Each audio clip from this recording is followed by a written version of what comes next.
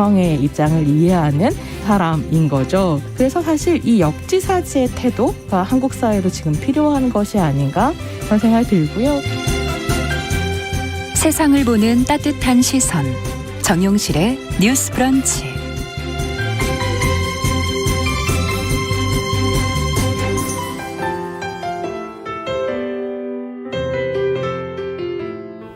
네, 정용실의 뉴스 브런치 듣고 계신 지금 시각 11시 31분입니다.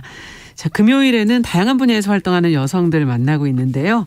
뭐 덕업일치, 성덕 뭐 이런 표현들은 들어보셨죠? 좋아하는 일을 직업으로 삼거나 그 언저리에서 일하는 사람들에게 따라붙는 부러움을 표현하는 말 뭐 이렇게 할 수 있을 텐데 증권가 애널리스트들이 요즘에는 보면 이렇게 분야 산업이나 분야별로 이렇게 좀 나눠져 있는데 특히 그중에서 K-팝 등 엔터 산업 증시를 분석하는 성덕으로 유명한 분이 계십니다. 그래서 오늘 저희가 프로그램에 모셨는데요. K-팝 팬들이 이분의 분석을 들으면 왠지 귀가 좀 솔깃해지고 즐겁다고 하는데요. 어떤 분이냐. 이현지 유진투자증권 선임연구원 자리에 모셨습니다. 어서 오십시오. 네, 안녕하세요. 여의도에 계시니까 네. 걸어오셨나요? 또 더워서 택시를 탔습니다. 지금 맡고 계신 분야를 이거 한 분야입니까? 엔터 분야? 아니면 뭐 다른 것도 같이 하고 계세요? 네, 미디어 산업도 같이 맡고 있는데요. 네, 아무래도 뭐 세부적으로 말씀드리면 이제 미디어는 국내 제작사들, 드라마 제작사들. 드라마 제작사들. 네, 그리고 이제 극장 사업자들 또 포함이 되어 있고요. 엔터에서는 뭐 말씀하시는 것처럼 이제 다양한 기획사들 중심으로 보고 있고요. 또 국내만 보는 게 아니라 이제 또 글로벌로 확장되고 있으니 이제 글로벌로 뭐 넷플릭스, 디즈니 뭐 이런 기업들도 같이 보고 있습니다. 그러니까 국내뿐만 아니라 해외에 있는 산업들 특히 엔터나 미디어 산업 쪽을 주로 보고 계신데 가장 이 중에서 관심 갖고 계시는 분야 미디어 산업하고 엔터 산업 어디가 더 재밌으세요? 아무래도 엔터 산업. 네, 맞습니다. 네. 요즘 보면은 과거보다는 이쪽 분야, 엔터 분야 쪽에 애널리스트들이 꽤 이제 등장을 하시더라고요. 네, 유튜브에 맞아요. 특히 이제 경제 분야 유튜브를 보면 예전에는 전체적인 걸 보통 얘기하셨잖아요. 애널리스트 분들이. 네, 맞습니다. 근데 요즘은 이제 분야, 특히 엔터 분야도 꽤 많아요. 네, 맞아요. 네. 이게 산업이 커져서 그런 건가요? 아니면은 뭐 미디어가 관심이 많아서 그런 건가요? 어떻습니까? 실제로 현장에서 보실 때는. 네, 뭐 과거에도 많긴 했었는데요. 사실 요즘 들어서 달라지는 점을 느끼는 게 이제 과거에는 증권사의 모든 증권사의 애널리스트가 엔터 담당이 있진 않았어요. 근데 이제 지금은 정말 모든 증권사의 엔터랑 미디어를 보는 애널리스트 분들이 다 계시니까 상대적으로 숫자도 많이 늘어난 것도 있고요. 네, 그리고 이게 말씀하신 대로 산업으로서 또 자리를 잡으니까 훨씬 더 이쪽에 많이 집중을 해주시는 것도 있는 것 같습니다. 네. 특히 요즘에 뭐 K, 뭐 컬처, 네, 맞아요. 전반적인 분야, 엔터 분야뿐만 아니라 문화산업 분야 전체가 굉장히 화제가 되고 있고 글로벌적으로 많이 커지고 있고 시장 규모도 그럼 굉장히 큰가요? 그렇죠. 시장 규모도 많이 커졌고요. 뭐 작년 데이터긴 하지만 뭐 국내 K-팝에서 나온 이 파생 효과가 최소 2조 이상은 된다라는 내용도 있고요. 2조 이상. 네, 그러니까 이게 과거에는 문화였지만 이제는 산업으로서 자리를 잡아가는 단계라고 보시면 좋을 것 같습니다. 그러네요. 예전에 문화산업은 돈이 별로 안 된다 이렇게 생각했었는데 그렇지 많이 되더라고요. 네. 근데 어떻게 덕업일치하신 분으로 이제 유명한데 현재 분야를 맡게 된 건 그럼 어떻게 된 건가요? 이게 좋아하면 갈 수 있는 겁니까? 애널리스트들은? 사실 그건 쉽진 않아요. 이제 RA 생활을 거친 후에 애널리스트로 데뷔를 하게 되는데요. RA라는 건 리서치 어시스턴트. 어시스턴트. 네, 이제 애널리스트를 서포트해주는 일명 연습생 같은 느낌인 거죠. 네. 근데 그때는 제가 막 자동차, 철강, 운송 이런 산업재들 중심으로 했었어요. 그래서 사실 이쪽에 관심은 있는데 회사에서도 애널리스트 데뷔할 때 운이 좋으면 제가 선택을 할 수 있는데 보통은 이제 회사에서 자리가 비는 이 섹터가 남았으니까 이 분야가 없으면 너가 이걸 해라 이런 식으로 되는데 저는 또 어떻게 운이 좋아서 미디어 엔터를 또 하게 되었습니다. 어떻게 하시게 됐어요? 처음이세요? 그럼 그 분야에서? 원래 하던 분이 계셨는데요. 그분이 나가시면서 이제 제가 한번 제가 해보겠습니다 해서 그래 너 해봐라. 그렇게 네, 됐습니다. 해봐라 그 말을 듣는 것만으로도 너무 기분이 좋으시군요. 그럼요. 제 아래를 네. 꽤 오래 했기 때문에 네. 이제 애널리스트로 데뷔하고 싶은데 또 마침 좋아하는 산업자일 때는 좀 힘들었거든요. 바퀴 달린 건 다 했었거든요. 뭐 비행기, 자동차 뭐 등등. 네. 운송 모빌리티 쪽이셨군요. 네, 맞아요. 네. 그것도 뭐 미래 산업으로 보면은 굉장히 그렇죠. 재미는 큰 있지만 산업 분야이긴 한데. 상대적으로 저는 이제 미디어 이런 말랑말랑한 소프트웨어가 좀 더 좋았어가지고 운 좋게 잘 오신 거네요. 네. 참 정말 그것도 운이군요. 네, 어떻게 본다면. 맞습니다. 네. 바퀴를 보면 이제 좀 지겨우실 수. 그래도 또 RA 때 고생을 한 적이 있어서 네. 뭐 이제 식견이 넓어졌습니다. 좋게 표현해서 식견이 넓어졌다. 근데 애널리스트가 되는 과정 앞서도 이제 리서처로서 어시스턴트 네. 역할을 하시다가 자료조사 뭐라고 한국말로 번역을 해야 될까요? 그거를 좋게 표현하면 연구원이고요. 연구원. 그렇게 표현하죠. 연구원. 네. 네. 연구원을 거쳐서 애널리스트가 되려면은 어떤 과정을 거치는 겁니까? 정말 힘들어요. 우선 굉장한 근성. 근성이란 건 뭐죠? 이제 야근을 해도 괜찮다. 아. 나는 이제 퇴근 시간이 없어도 된다? 네, 나는 워라밸을 포기했다. 이런 게 기본이고 왜냐하면 이제 제가 왜 그래요? 우선 저는 아래 있는 한 명인데 제가 서포트 해야 되는 애널리스트 분이 최소 2명, 많게는 전 3명까지도 한 번에 서포트를 했었거든요. 근데 이제 각각 그 애널리스트 위원님들의 산업이 다 다르고 그분들이 예를 들어 저한테 이 산업에 대해서 조사 좀 해줘라고 하는 게 저는 최소 3개가 오는 거잖아요. 하루에 그렇죠. 해야 되는. 하루에 해야 될 일이. 네, 그러다 보니까 출근도 빠르고 출근도 뭐 6시 이전에 많이 출근하고 퇴근을 빨리 하면 뭐 11시, 늦게 하면 이제 뭐 새벽 2시 뭐 이렇게도 가고 그래서 RA 때는 근성이 정말. 잠도 그럼 몇 시간 못 주무셨겠는데요? 네, 그래서 저 주말에 잠만 잤어요. 집에서? 네, 평소에 그냥 2시간, 3시간밖에 못 자니까 이제 토요일에는 집에 오면은 일요일인 거예요. 하루가 사라지는 거죠. 그래서 잠만 자니까. 잠만 자니까. 네. 토요일은 없는 거고. 네, 그렇게 계속 이제 서포트하면서 제 실력을 키우고 이제 어느 정도 너도 애널리스트로 한번 해볼 만한 이제 분석이 점점 된다. 자료조사 하시는 내용들이 연구하는 내용들이 점점 퀄리티가 그렇죠. 좋아지니까. 네, 그리고 이제 글도 한번 써보고 내용도 써보고. 한번 그 기업의 실적 추정도 해보고 이런 식으로 좀 더 실력을 검증되면서 이제 데뷔를 하게 되는 거죠. 그렇군요. 일단 체력이 돼야 되겠네요. 네, 근성. 많이 힘듭니다. 많이 힘드네요. 네. 공부도 좀 잘해야 그런 걸 뭐 분석하고 뭐 조사하고 할 수 있는 거 아니에요? 그렇죠. 근데 이게 또 직업으로 가게 되면은 또 돈을 받으면 하게 되더라고요. 돈을 받으면. 네, 그렇군요. 네. 혹시 엔터 분야를 내가 이제 하면서 이 동기가 됐던 연예인이 있습니까? 이 분야를 내가 한번 해보겠습니다 하고 애널리스트로 손을 드시게 된 어떤 계기가 된 인물이 있는지. 그게 사실 저는 이렇게 막 어떤 분이 롤모델이 되었다라기보다는 제가 또 이제 또 안에 뜨거운 심장에 또 야망가기 때문에 내가 한번 이 세상에 큰 사람이 돼보자, 짱짱맨이 돼보자 하는 생각으로 그냥 계속 공부를 하다 보니 이제 이런 증권 시장에 주식 시장에 오게 됐고, 오다 보니까 이쪽 내가 좋아하는 일을 하면서도 돈을 벌 수가 있네 하면서 이쪽으로 좀 더 관심을 갖게 됐던 것 같아요. 그래서 학교 다닐 때는 막 음악 방송들 있잖아요, 뮤직뱅크 그렇죠. 음악, 그런 거 보면서 이제 스트레스 풀고 그땐 또 동방신기가 저 때는 가장 인기 인기였습니까? 많죠. 그럼 그쪽 팬이셨습니까? 1기부터 열심히 달렸습니다. 그래서 막 앨범 사고 이제 무대 보고 그걸로 스트레스 해소하고 다시 또 공부하고 뭐 그런 식으로 했던 것 같습니다. 그렇게 병행하기 쉽지 않은데. 네. 지금 5056번님이 K-팝 전문 애널리스트시라니까 깜짝 놀라시면서 본인은 하이브 그룹의 엔하이프 팬 50대 엔진입니다. 근데 하이브 주가 어떻게 될까요? 이렇게 적어주셨어요. 네, 그 얘기도 이제 뒤에서 좀 할까요? 뒤에서 좀 드리겠습니다. 네, 조금 더 들어주시면은 그 답도 나올 수 있을 것 같아요, 지금. 엔진분 화이팅입니다. 네. 그러면 지금 현재 상황에서는 어떠세요? 그때 이제 어린 시절의 동방신기, 예.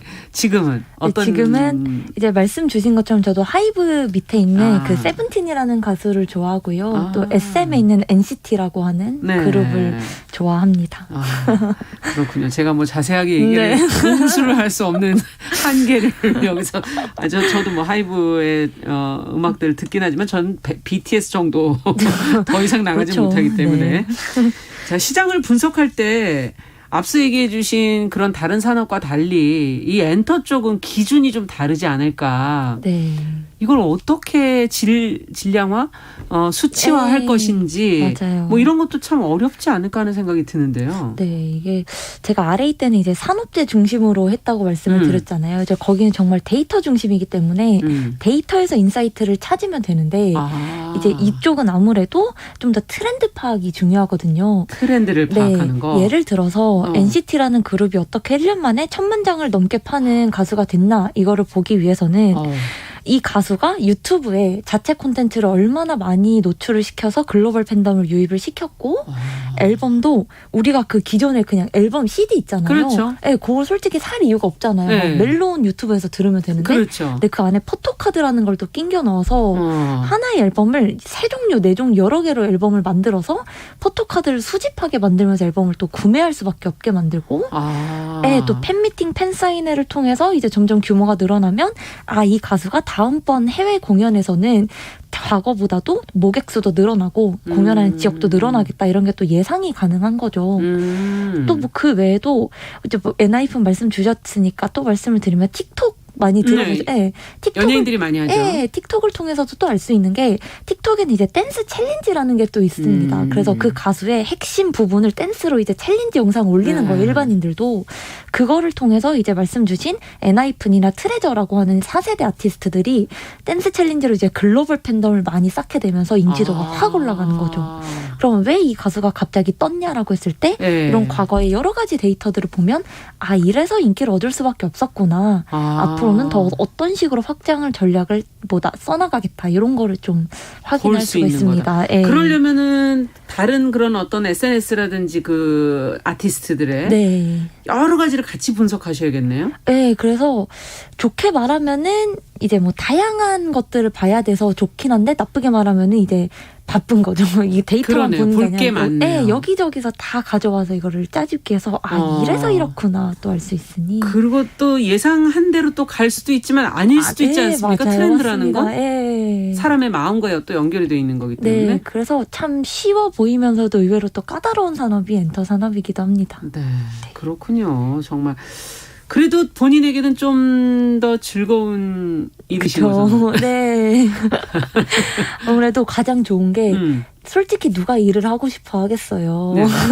근데 이제 저는 이제 제가 좋아하는 일을 하면서 더 신나서 일을 하니까 아무래도 더 몰입도 있게 찾아보는 것도 있고 가장 좀 보람을 느낄 때가 그때요. 기관 세미나를 갔을 때 이 사람은 찐이다. 그런 걸 저쪽에서 상대방에서 알아보는군요. 네, 그냥 이렇게 얘기를 하다 보면 이렇게 뭔가 제가 얘기를 하지 않으려 해도 툭 튀어나오게 되는 그런 내용들이 한두 있잖아요. 마디가. 네, 그런 거 보면 이 사람은 찐이다 할 때 약간 보람을 더 많이 느낍니다. 그렇죠. 그 분야에 대해서 오랫동안 봐왔기 때문에 관심을 가졌기 때문에 오는 그냥 진정성. 겉핥기가 아니라 좀 더 깊숙한 데서 이런 것도 봐야 되는구나라는 걸 이렇게 딱 알려드렸을 때 잘하고 있구나 하는 뿌듯함이 지금 덕업일치 어떤 기쁨, 보람 그게 바로 그런 겁니까? 네, 맞습니다. 그래서 일도 열심히 하고 이제 취미생활도 하고 그런 게 좀 보람이 됩니다. 네. 근데 저는 의문이 보통은 너무 좋아하는 일을 하다 보면 그 일이 싫어진다는 사람들도 있거든요. 네, 맞아요. 일로 하면. 네. 취미로 할 때는 너무 재밌다가 그런 경험은 없으셨어요? 이제 최근 같은 경우에 좀 주식 시장이 안 좋을 때는 힘들기는 하죠. 근데 저는 약간 그런 게 있어요. 좀 싫다기보단 약간 고충, 직업병 같은 고충. 게 꼭 엔터뿐만 아니라 이제 드라마 같은 것도 보면은 이 드라마가 제작비가 어느 정도 나왔으니까 어느 정도의 판매가 됐구나. 그럼 자연스럽게 예를 들어 지리산 같은 드라마를 보실 때 A스토리라는 드라마의 제작사에서 만들었거든요. 아이스토리가 이 정도 돈을 벌었는데 반응이 안 좋네. 아이스토리 주가가 별로 안 좋겠다. 그러니까 이런 식으로 드라마를 드라마로 봐야 되는데 자꾸 숫자 주가 이런 거랑 연관시켜서 보게 되더라고요. 네, 제 1편이 딱 나갈 때 보시면서 안 되겠다. 주가 떨어지겠다. 이렇게 보신다는 회상 거죠. 제작비가 막 30억이 넘게 들어서 기대치가 올라갔는데 반응이 안 좋네. 주가가 조금 안 좋겠다. 이런 거. 엔터도 마찬가지로 음악방송 보면서 이 가수가 이 정도 실적을 냈으니까 생각보다 잘 가겠다. 이런 식으로. 모든 게 일로 조금 연결이 되네요. 약간 직업병이 좀 생기긴 했습니다. 그렇군요. 즐기실 수가 없겠는데요? 그래갖고는? 그래도 이제 그냥 긍정적으로 생각하려고 하고 있습니다. 재밌어요, 여전히. 네. 어떠세요? 회사 내에서는 이렇게 성덕이 된 애널리스트로서 미디어에 가끔 출연하실 때 다른 분들이 상사나 동료들은 어떤 시선입니까? 그 안에서는 저는 어떨지 그것도 궁금한데요. 처음엔 사실 말씀드린 것처럼 멘토라는 게 이제 좀 나이가 있으신 분들은 이거를 산업으로 보시지는 않고 그냥 하나의 약간 문화에서만 보시다 보니까 저도 좀 걱정을 많이 했어요. 너무 이게 제가 가벼워 보이진 않을까. 근데 나름 이렇게 제가 즐기면서 일하니까 또 회사에서 성과가 잘 나와서 회사에서도 되게 좋아하시고 특히 저희 센터장님은 이제 제가 이렇게 막 방송을 많이 나갔는데 이제 특히 막 공중파 이렇게 나간다 하면은 저희 공지방에 또 링크를 보내시면서 우리 또 이현지 애널리스트가 방송에 출연합니다. 네, 다들 응원해 주세요. 네, 막 그런 식으로 그럼 이제 막 다들 와 짝짝짝 그런 식으로 되게 독려를 많이 해주세요. 네, 성과가 또 좋으니까 성과가 좋다는 건 결과가 아니겠습니까? 네, 생각보다 제가 조금 잘했습니다. 네, 그러니까 그쪽으로 뭔가 수익을 가져올 수 있는 역할을 하셨다는 거 아니에요? 네. 야, 그렇군요. 일이 이제 좋아하는 것에서 이제 성과로 연결이 잘 돼서 다들 응원해 주십니다. 자, 근데 이제 앞서 질문해 주신 분도 계시고 지금 이제 최근 주식 시장이 너무 좋지가 않아 가지고 근데 그래도 우리나라가 해외 미국이나 이런 곳보다는 지금 뭐 장이 아주 나쁘다고 할 수는 없지만 그래도 뭐 많이 떨어지긴 떨어졌잖아요. 그렇죠. 네. 엔터 산업도 안 좋잖아요. 네, 그렇죠. 이제 주식 시장에서는 참 안 좋은데요. 그럼에도 저는 올해, 내년, 내후년 그 이후로도 엔터 산업 자체로는 계속 성장할 수밖에 없다라고 생각을 합니다. 엔터 산업은 앞으로 미래에 성장한다? 계속, 그 이유가 말씀하신 것처럼 한류가 생각보다 파급력이 굉장히 커요. 그런데 이제 뭐 다양한 경로가 있겠지만 대부분의 한류의 시작은 K-팝이거든요. K-팝. 네, K-팝, 한국 아이돌을 보고 한국 스타일링을 따라해서 의류 산업이 확장이 되고 한국 음악을 들으면서 이제 음식도 좋아하게 되고 그렇죠. 네, 그러면서 이제 뭐 한국 문화도 좋아하게 되면서 이 시작이 항상 K-팝이기 때문에 근데 과거랑 좀 달라지는 점은 이 한류가 아시아 중심에만 좀 머물러 있었어요. 예전에. 네. 동남아시아. 네, 동남아에서는 거의 완전 한류가 한데 그렇죠. 서구권은 살짝 그 정도는 아니었었거든요. 근데 올해부터 달라지는 그림이 이제 미국, 유럽과 같은 서구 지역에서도 한류가 조금씩 메이저한 장르로 떠오르게 되면서 실제로도 돈이 좀 된다라는 거거든요. 이거를 좀 와닿을 만한 예시로 말씀드리면 방탄소년단 블랙핑크 외에는 사실 다들 모르셨어요. 미국에서는. 네, 그런데 최근에는 트와이스가 미국에서 국내 걸그룹 최초로 스테디움급 22,000명 규모로 공연을 진행을 했습니다. 생각보다 미국에서 인지도가 높다는 얘기이고 그러네요. 네, 그 이후에 이제 뭐 스트레이키즈, NCT, 에스파, 있지, TXT 우리에게는 생소한 이런 4세대 가수들이 미국에서 올해 처음으로 투어도 진행하고 미국에서 인지도도 쌓아가게 되면서 생각보다 K-팝을 소비하는 지역이 늘어나고 있어요. 그래서 이게 지금 주식 시장만 봐서는 산업이 안 좋아 보이지만 그렇죠. 네, 이제 새로운 지역 글로벌 음악 시장 1위가 미국이거든요. 그럼요. 네, 그 시장으로 이제 진입을 하고 있기 때문에 침투할 수 있는 영역이 아직 더 많이 남아 있습니다. 그러니까 가능성과 잠재력은 크다. 네, 이렇게 보시는 거군요. 맞습니다. 네.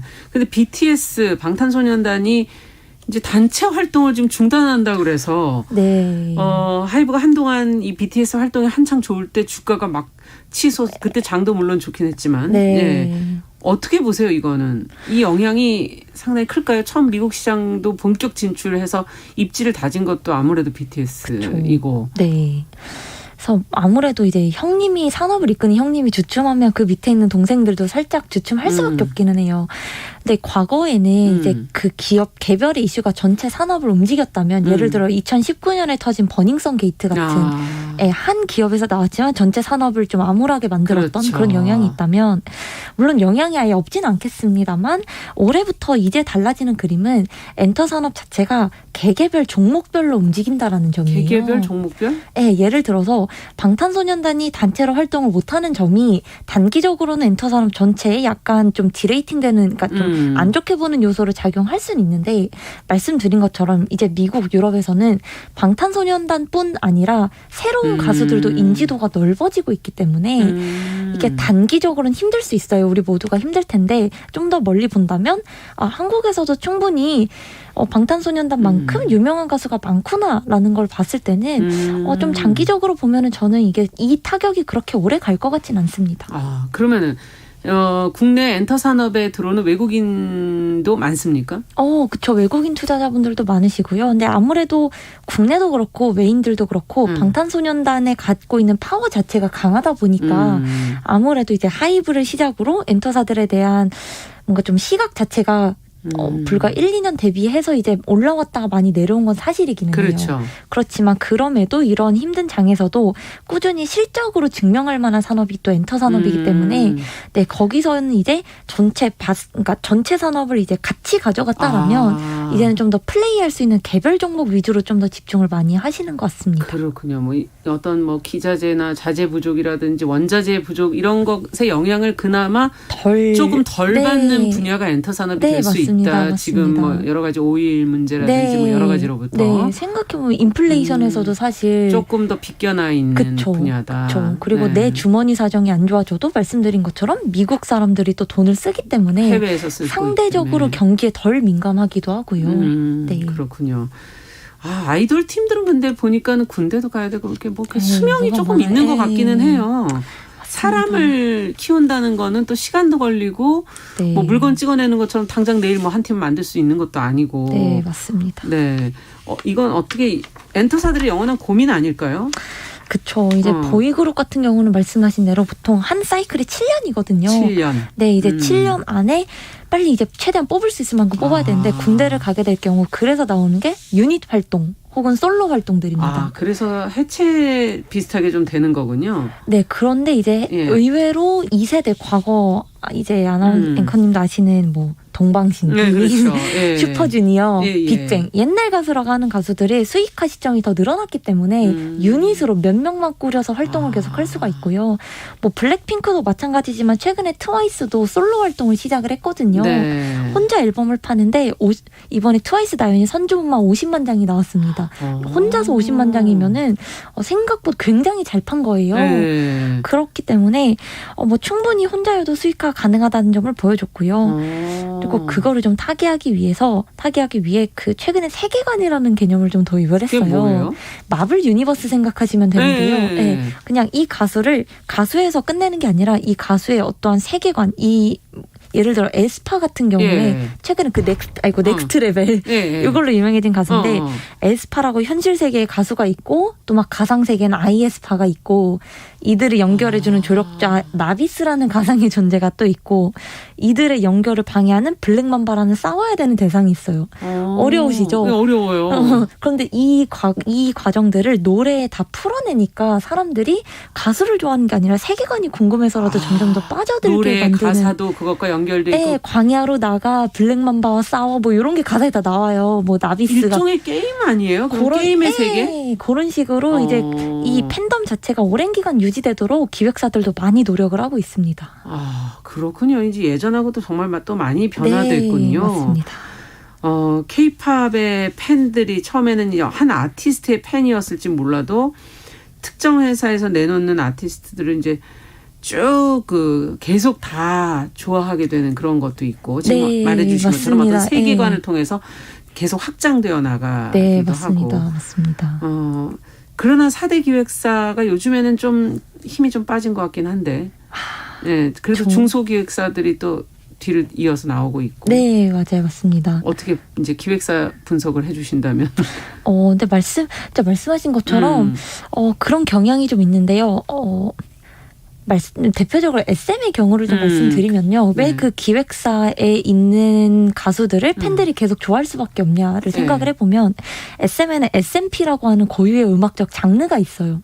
약간 좀 난해하기도 한데 좀 강한 비트. 무대에서는 막 좀 되게 난해한 의상을 입고 되게 이렇게 열심히 퍼포먼스하는 대표적으로 SMP의 대표적인 장르가 이제 조금 더 옛날로 돌아가 보자면 그 H.O.T 전사의 후예 이해되시죠? 네. 신화에서 뭐 해결사 그러네요. 약간 좀 사회 고발적인 내용도 있고 그런 장르가 있는데 이런 장르 특징이 대중적이진 않은데 몇 번 듣다 보면 중독돼서 이 음악을 계속 찾을 수밖에 없거든요.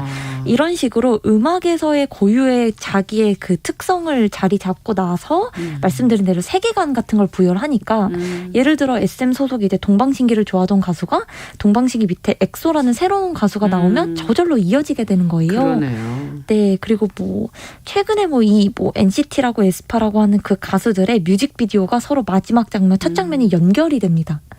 궁금하게. 야, 이게 다 또 연결되는군요. 네, 그러니까 연결되니까 이 다음 내용을 보기 위해서 저는 NCT 팬이지만 에스파 뮤직비디오를 봐야 되는 거예요. 연결이 되니까. 그래서 이들이 광야라고 하는 가상기 공간에서 모두가 함께 만나고. 네, 신기하죠. 네, 뭐 이런 식으로 그래서 기획사들 자체도 SM만 예를 들었지만 하나만 키우는 게 아니라 그냥 동시에 다. 네, 맞아요, 맞습니다. 그래서 그렇군요. 다른 기획사들 모두가 다 이런 전략을 쓰면서 기획사의 팬덤을 더 몰입시키고 락인시키는 전략을 쓰면서 열심히 팬들의 주머니를 털어가고 있습니다. 네, 이제 시간이 이제 끝날 시간이 다 돼서 마지막으로 엔터 산업을 앞으로 어떻게 해야 될까요? 지금 장은 안 좋지만. 지금부터 조금씩 투자를 해두시는 게 좋을까요? 한 말씀으로 정리해 주신다면? 사실 지금 모든 내가 이 가수를 좋아한다고 해서 이 기획사의 주식을 무지성으로 사는 건 저는 추천하진 않습니다. 다만 이 장에서도 좀 실적을 낼 만한 가수가 있는 기획사가 어딘지 좀 더 이제 내가 팬이지만 좀 더 마음을 열고 어느 기획사가 돈을 잘 벌지를 조금 더 재무적으로 보셔서 접근을 하시는 게 좋을 것 같고요. 네. 이렇게 힘들수록 이렇게 선택과 집중을 통한 투자를 추천드립니다. 네, 성덕 애널리스트 이현지 유진투자증권의 선임연구원과 함께 이야기 나눠봤습니다. 말씀 잘 들었습니다. 감사합니다.